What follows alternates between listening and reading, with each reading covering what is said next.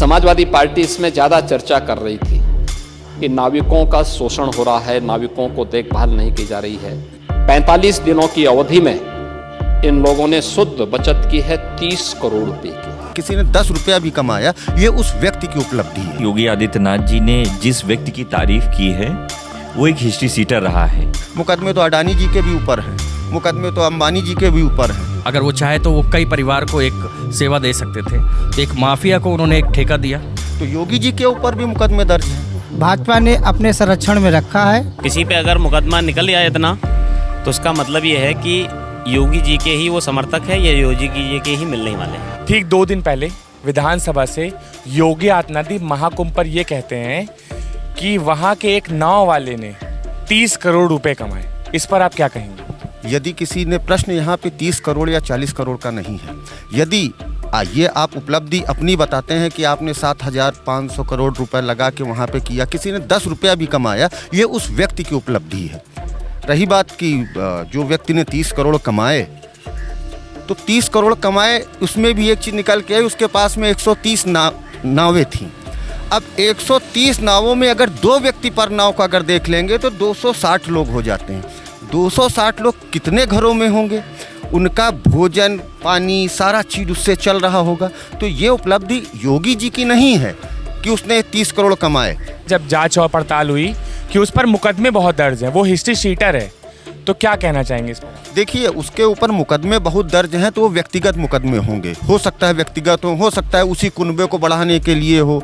मुकदमे तो अडानी जी के भी ऊपर हैं, मुकदमे तो अंबानी जी के भी ऊपर हैं। तो मुकदमों का क्या है, क्योंकि भाई ये डेमोक्रेसी और ये कानून अपने सबसे उच्च कानून होता है। तो मुकदमे दर्ज हैं तो उससे ये अपराधी थोड़ी साबित हो जाएगा। वो तो कोर्ट में ट्रायल में है। तो योगी जी के ऊपर भी मुकदमे दर्ज हैं। सभी जितने भी बड़े बड़े पॉलिटिशियंस हैं जो इस चीज़ का क्वेश्चन, सबसे ज़्यादा मुकदमे तो वहाँ के जो उप मुख्यमंत्री हैं उनके ऊपर ही दर्ज हैं।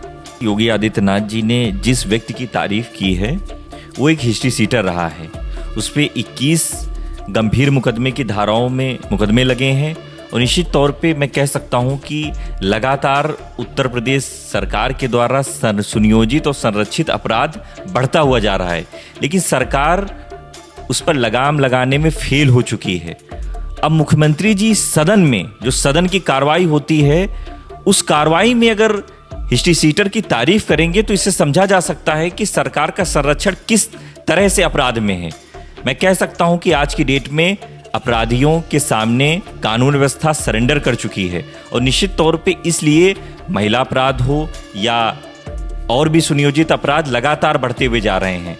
अब भारतीय जनता पार्टी योगी आदित्यनाथ जी की तरफ से क्या रवैया रहेगा ये भी देखने का विषय है, क्योंकि अपराध तो इनकी सरकार में बढ़ते हुए जा रहे हैं। मुझे एक कहावत याद आ रही है कि सरकार की फाइलों में गांव का मौसम गुलाबी है, मगर इनके आंकड़े झूठे हैं और इनका दावा किताबी है। ये सिर्फ और सिर्फ आंकड़ों की बाजीगारी ये प्रस्तुत करते हैं और इनको इतनी जल्दबाजी थी कि दिखाना चाह रहे थे कि जो वहां पर कमाई हुई है उस नाविक की, उसने 30 करोड़ कमाए हैं, लेकिन उनको ये नहीं बता पाए कि वो हिस्ट्री सीटर था। उस पर 21 मुकदमे लगे, सब गंभीर धाराओं में लगे थे।